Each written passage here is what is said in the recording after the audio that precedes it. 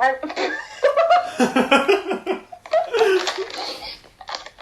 know, when you see those opportunities, you gotta take them. I know. Welcome to the SeriesPod podcast. I'm V. And I'm Andrew. Get your favorite beverage ready and join our book club. Yeah, I'm ready. Oh, look at that quality. Look at that quality. Ooh, it's so good. So good. I'm loving it. Oh my god. The food just hit the right places, didn't it? You can add in that food hit the right place because it's a mood, to be honest. I've hit record.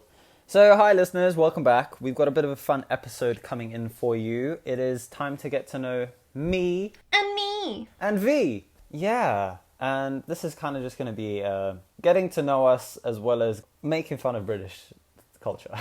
Really, yeah. It's going to be a chatty one. Yeah, it's just going to be like a normal... Like we're in a Starbucks. A Costa. Starbucks is cancelled right now. Oh, yeah. R.I.P. Starbucks. Well, they should have decreased their prices like everywhere else. And now it's still good there. Yeah. Greedy Buggers. bastards. Woof. I feel like a bastard, if you say that in UK, that's like the most terrible thing you could call someone. People not impressed by bastard. Yeah, so my first question. So for people who don't know, you are Russian. Yes, I am. You are from Russia. You were born there. Yes. You are from what people assume is just a cold part of the world. And I'm sure you got that a lot. Especially when I tell them that I was born in Siberia. People assume I'm related to a polar bear. We think it's cold. Yeah, it can be in the winter, but we get all seasons. Like, it's minus 40 Celsius in the winter, but it's plus 40 in the summer. Jesus. We have the autumn that is all pretty and yellow with the leaves and stuff. And then we have the spring with the icicles and the little, the trees. Okay, first of all, I don't think spring should have icicles, but okay, fine, fair enough. Oh, well, yeah, if you're living in the UK, your spring doesn't have icicles. No. The UK doesn't have all 4 seasons. I don't care what people say. The UK has summer and winter, and that is it. You don't have other seasons. The other seasons last a day. It always stays green, but it either gets... So the winter is green and rainy, and then the summer just gets greener and hotter without so much rain. But that's about it. That. Yeah, but also very moist. The humidity is disgusting. I don't know about up north, but in London it is horrendous. And people are like, oh, we don't need air conditioning. But then they complain about the weather. I'm like, listen, if you're going to complain, get something to stop complaining. But yeah, it is true. I was born in Russia, and then I moved to the UK when I was about 10 years old, 10, 11, and I went to a boarding school up in Suffolk. Very nice, very fancy. Yeah. What did you think of when you arrived at the airport? Well, the first time... Did anything take you by surprise? The first time I actually came to visit, I went with my school on like a 2-3 week school trip that was supposed to be like an express course, like a fast track to learning English, which completely failed at its job. British people don't speak the best English, so no offense, guys, no offense. When you arrive with a group of your classmates speaking a different language, you're not gonna talk to each other in English that you don't know very well. That's true. Yeah, no, that's true too. You go for a few hours to like a English summer school where you read in English, but then the rest of your day, you still spend talking in Russian. You speak to each other in your native... Yeah. But I don't know, it was like a different world. I remember arriving, we lived in Hastings. Okay. And now I go back to Hastings, I'm like, oh my god. Not ideal. But when I first came to Hastings, it was by the beach and everything was so green and luscious. And I thought the people, when you go outside of London and it's like a morning and people walk by you, they say good morning. I'm like, And to me, don't do that. that was bizarre. I mean, I thought, oh my goodness, these people are friendly. It's so nice here. The sea is amazing. I was just, this is great. I like to you, it was like, this is great. And to me, I'd be like, please don't talk to me. Yeah, and the air smelled like incredible. It was It so smells much. clean. Yeah. It smells clean, and every time I try to explain that to people from Europe, they're like, "Huh?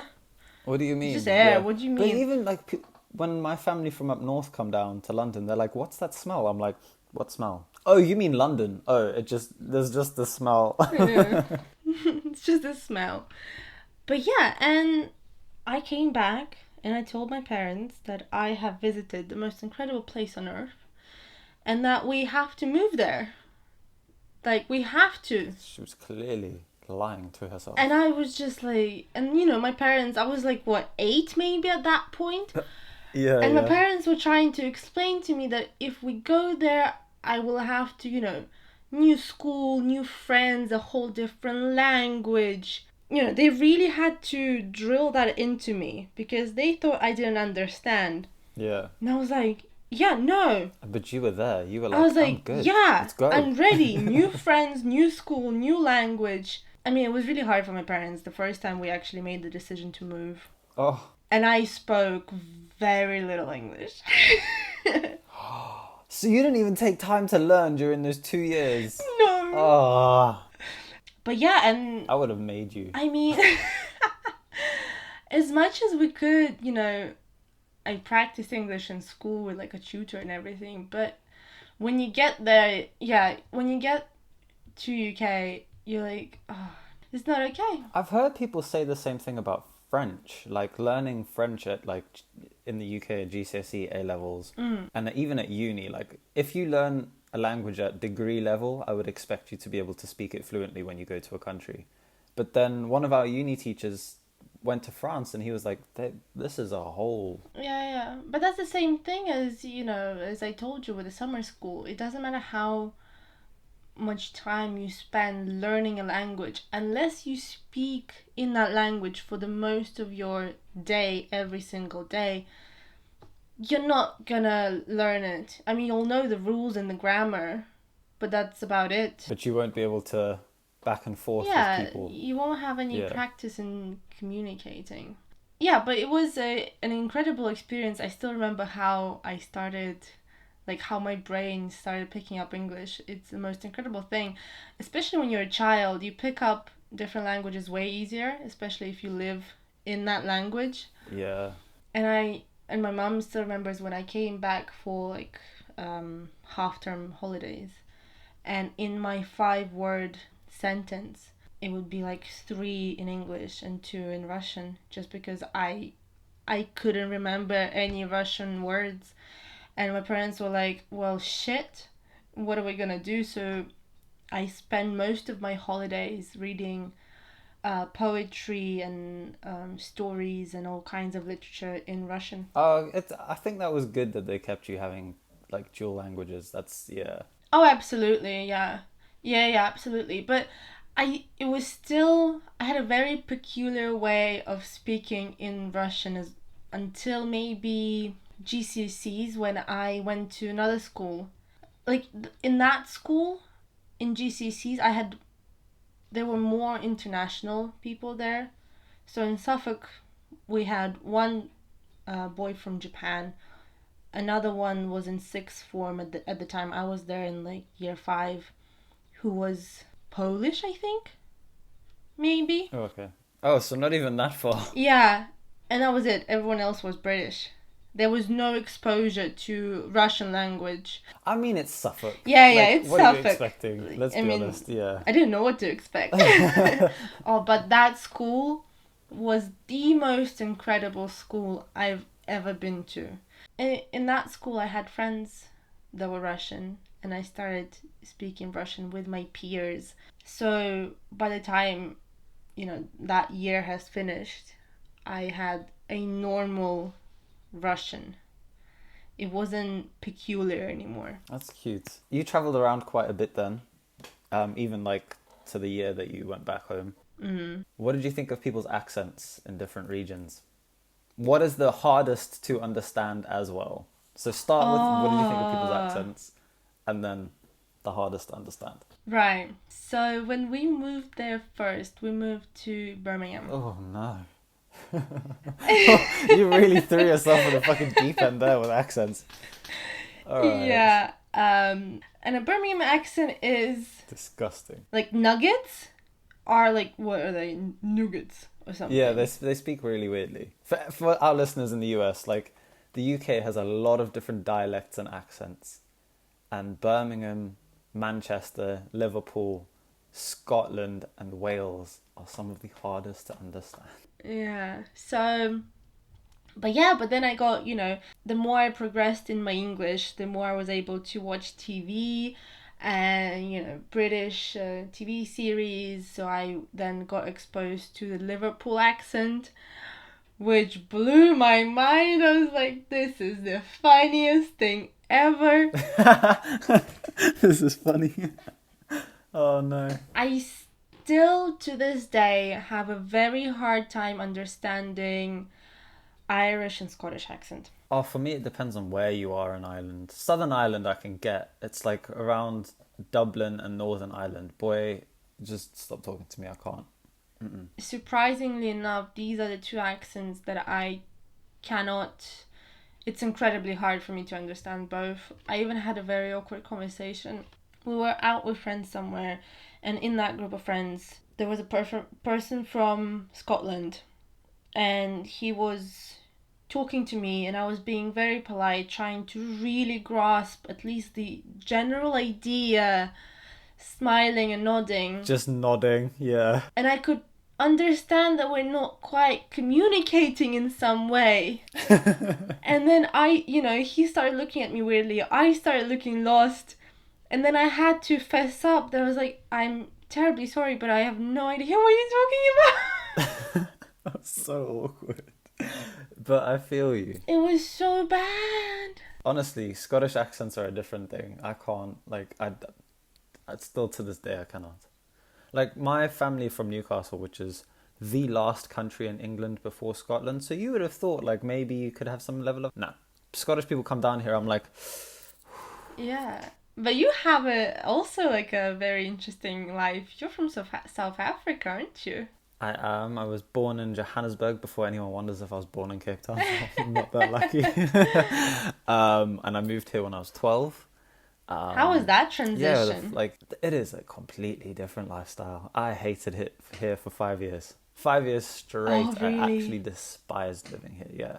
I was due to move back to South Africa when I was about 17, 18. Just because, it's a completely different culture. Over there, people have massive houses, people entertain a lot. There's just...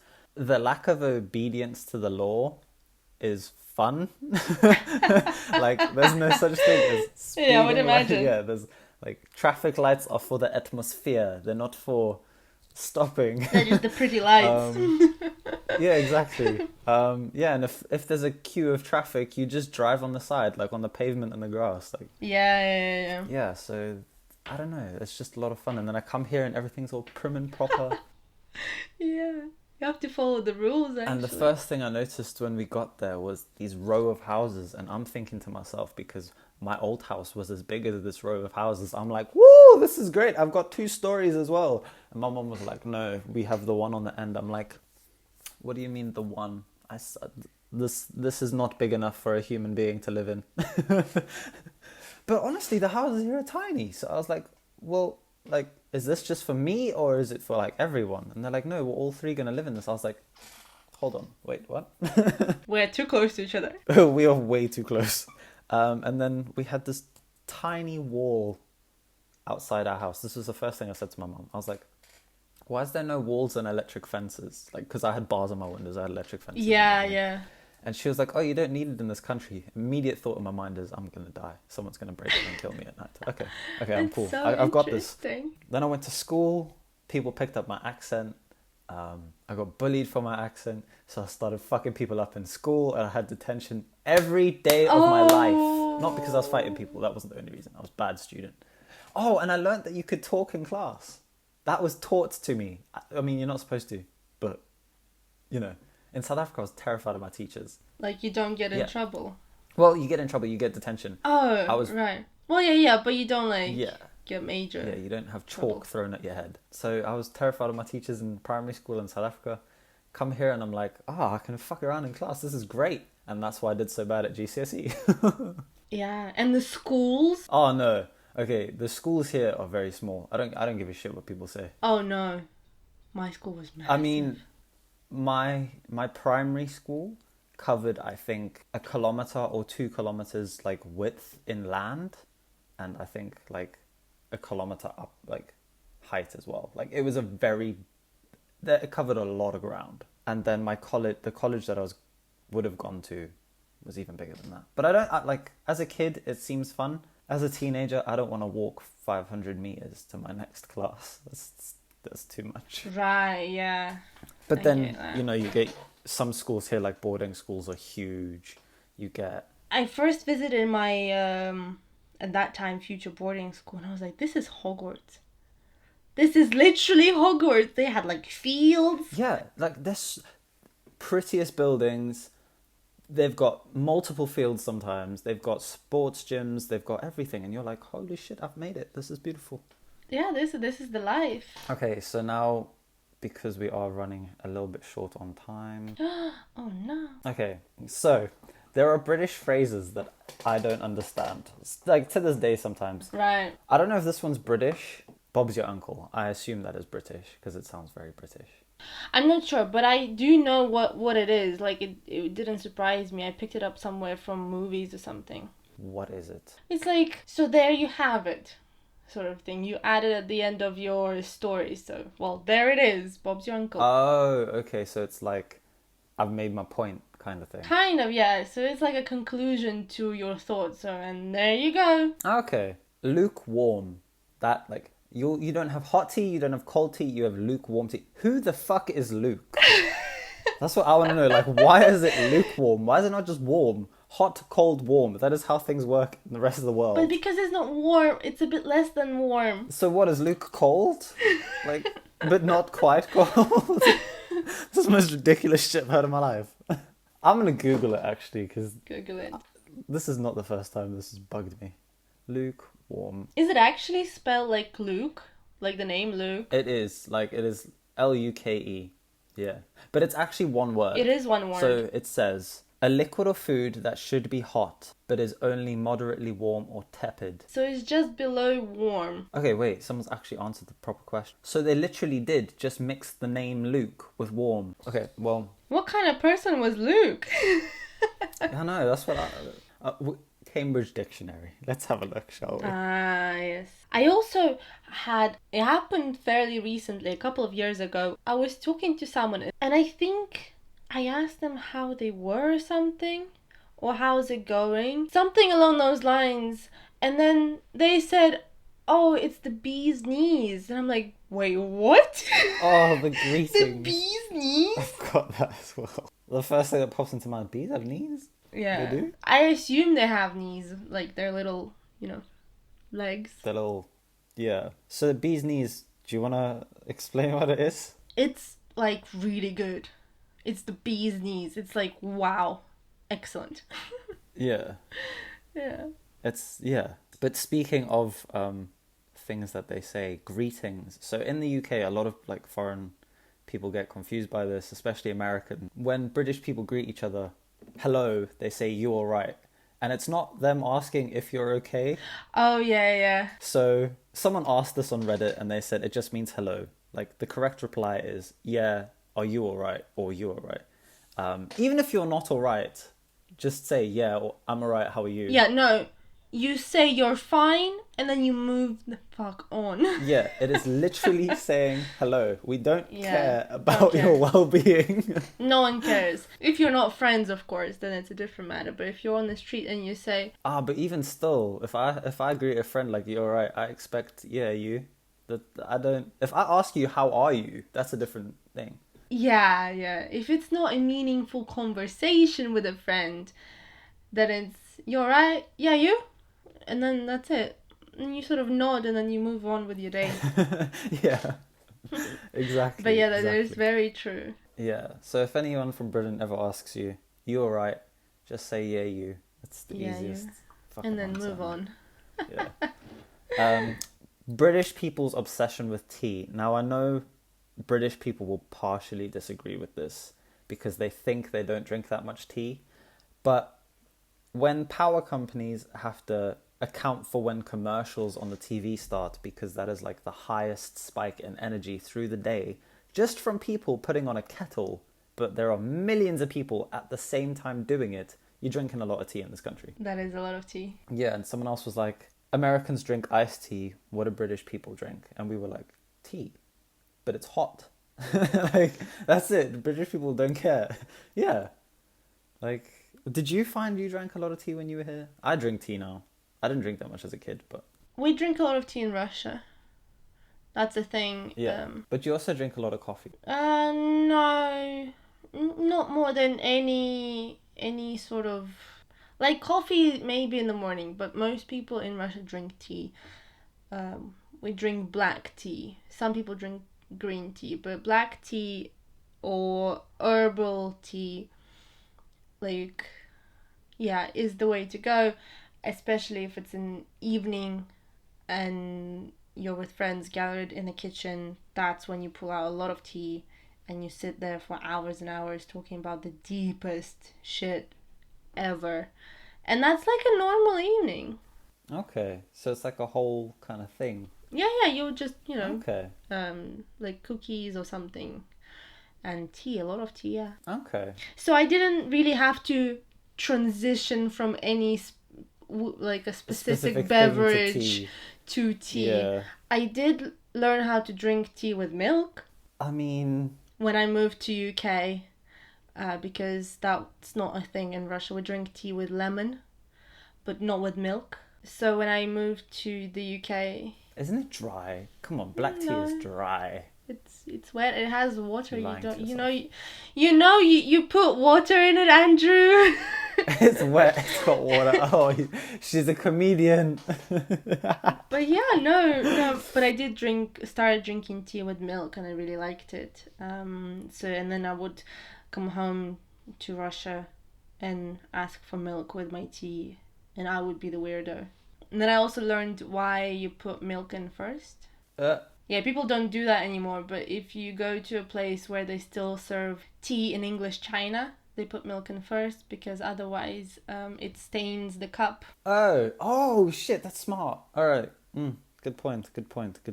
So queuing in the UK. People love a queue in the UK. Always.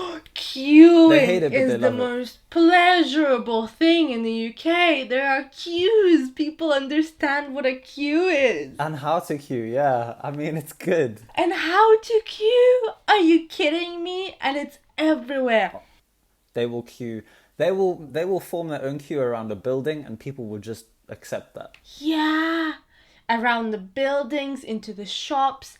Anywhere you can think a queue of, they know how to queue. It is incredible. Have you ever been to Wimbledon, like during the tennis match? No. That is a queue that, like, there is a field, and I want to say like it's the size of maybe 2 football pitches. It was fucking massive, and there was a queue from the start of the Wimbledon gate, the entrance, going around like a snake, and people just obeyed it. I mean, people were getting lit as fuck. They would, like, we drank so much alcohol in this queue, bitch. We had no alcohol when we got there. But yeah, people queuing really well. I was very impressed. People queue a lot. People also in UK drink a lot. Yeah. Yeah. There's a pub on every corner. I mean, being from Russia, there's a lot of stereotypes about alcohol. The vodka. No one in Russia drinks more than in British people drink a lot, especially like brunches. Bottomless brunches. People are fucked, trashed after that, yeah. No one does that here. I mean, people get trashed here on like New Year's because it's a celebration or something, or birthday. But you don't just... It's a Saturday. Let's go do it. 11 a.m. on like a Sunday, you're drinking... Okay, you're drinking mimosas, but still you're drinking. Some places offer different things now. So now you can get Prosecco, Long Island iced teas, and you back in tequila on a Sunday at 11 in the morning. It's a lot of alcohol. Yeah. I'm curious how much the UK actually goes through alcohol. Because pubs, there's just so many fucking pubs. Yeah. What else is there? Well, we wanted to cover some of the foods as well, didn't we? Yeah, I'm just trying to think if we have... Me and you have a lot of beef over one particular type of food. Scones. The most disgusting Listen, thing scones in are the whole delicious. world. I don't care what you say. It is disgusting. Delicious. Disgusting. You have Lovely. lost your mind. Wonderful. You have lost your mind somewhere in on the way from South Africa to the UK. I don't know what happened at the border, but something went wrong. Well, what when I was placed in quarantine? Yeah. Listen, I know that you don't like scones, but you're wrong. So it's okay. I'll accept it. You slap a bit of jam on, slap a lot of cream. It's delicious. Clotted cream from Cornwall. No. Wait a second. Delicious. You like the condiments that go on the scone, but not the actual scone. The scone is the vessel for these condiments. Get a toast. Ew, I'm not putting jam and cream on toast. Don't be disgusting. Why not? Choose a Danish. Any other lovely pastry. Scone is like bread when you don't know how to make bread. Oh, oh Jesus. Okay. It has no real flavor. You don't use even yeast. You use baking powder, which just makes it crumbly. It's like a dry, crumbly piece of dough. So for American listeners, it's closer to what you guys understand as a biscuit, which is not what we know as biscuits, just to point that out. So V doesn't like scones. There is no point in a scone. There is nothing unique about a scone. It is a vessel for the deliciousness. Use some other delicious vessel. I don't know, use a Danish. I don't have them to hand. It's not a custom. I can't be like, hey, do you have an almond croissant? No, you go for scones and tea. You don't go for fucking pastries, cream, jam, and tea. I also never drink the tea, but it's besides the point. I don't understand the fascination with scones. Okay, what about crumpets?